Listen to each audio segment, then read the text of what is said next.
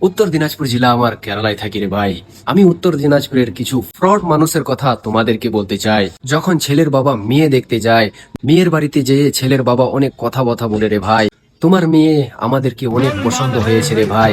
তখন মেয়ের বাবা বলে, তাহলে তোমাদেরকে কিছু মাং টাং আছে নাকি, সেটা এখন বলে দাও, সেটাও ফিক্স হয়ে যায়। ছেলের বাবা হেসে বলে, না না না, আমাদেরকে কিছু লাগবে না রে ভাই, আমাদেরকে তোমার মেয়ে দিয়ে দিবেন, এটাই আমাকে চাই।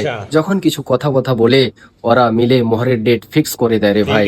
যখন মোহর হয়ে যায়, যখন বিয়ের সময় আসে রে ভাই, তখন ছেলের বাবা পল্টে যায়, আমরা এমনি বিয়ে করব না রে ভাই, তোমাকে একটা অ্যাপাচি গাড়ি, 3 ভরি সোনা, 1 লক্ষ টাকা পুরা দান দিতে হবে রে ভাই, তারপরে আমি তোমাদের মেয়েকে নিয়ে আসবো আপনার বাড়ি রে। তখন মেয়ের বাবা ফেসে যায় রে ভাই। তখন মেয়ের বাবা কি করবে, মেয়েকে তো বিয়ে দিতে হবে ভাই, না হলে সমাজে কি মুখ দেখাবে ভাই।